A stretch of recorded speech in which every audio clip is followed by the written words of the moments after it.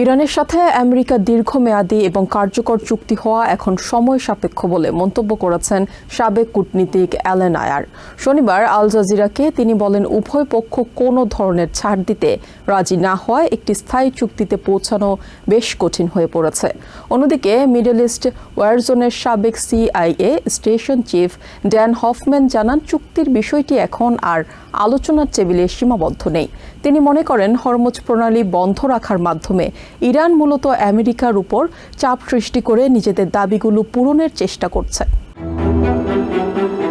2015 সালের JCPOA বা Iran পারমাণবিক চুক্তির লক্ষ্যে গঠিত আমেরিকান প্রতিনিধি দলের সদস্য অ্যালেন আয়ার জানান, ইরান হরমুজ প্রণালী কখনোই উন্মুক্ত করেনি। তার মতে, দাবি আদায় না হওয়া পর্যন্ত ইরান এই অঞ্চলটিকে একটি কৌশলগত অস্ত্র হিসেবে ব্যবহার করবে। আল জাজিরাকে দেয়া এক সাক্ষাৎকারে সাবেক এই কূটনীতিক আরও জানান, আমেরিকা এবং ইরান একটি স্থায়ী চুক্তি থেকে অনেক দূরে অবস্থান করছে, কারণ উভয় পক্ষের মধ্যে এখনও বেশ কিছু মৌলিক পার্থক্য রয়ে গেছে। অ্যালেন আয়ার জানান, যুদ্ধের পর যদি কোনো চুক্তি হয় তবে তা যুদ্ধহীন অবস্থার চেয়ে খারাপ কিছুই হবে। তিনি বলেন, আলোচনা চলাকালীন আমেরিকা দুইবার ইরানকে আক্রমণ করার ফলে এখন আর ভালো কোনো চুক্তি হওয়ার পরিস্থিতি নেই। তিনি আরও যোগ করেন, বর্তমান পরিস্থিতি মোটেও 2015 সালের মতো নয়। তার মতে, ট্রাম্প প্রশাসন ইরানের পারমাণবিক কর্মসূচি পুরোপুরি নির্মূল করতে চায়, যা ইরান কখনো মানবে না। এছাড়া ইরানের বর্তমান নেতৃত্ব আগের চেয়ে অনেক বেশি কট্টর এবং সামরিক ভাবাপন্ন বলেও মনে করেন তিনি।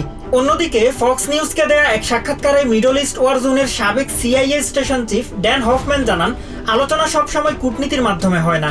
তার মতে, আলোচনার টেবিলে সুবিধা পাওয়ার জন্য হরমুজ প্রণালী বন্ধ করার বিষয়টিকে ইরান দর কষাকষির অস্ত্র হিসেবে ব্যবহারের চেষ্টা করছে।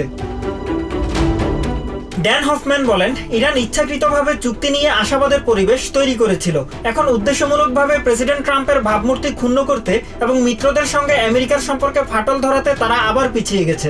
তিনি আরও উল্লেখ করেন, ইরানিরা হয়তো নিজেদের ইতিহাসে খুব বেশি যুদ্ধে জয়ী হতে পারেনি, তবে দর কষাকষিতে তারা বেশ দক্ষ।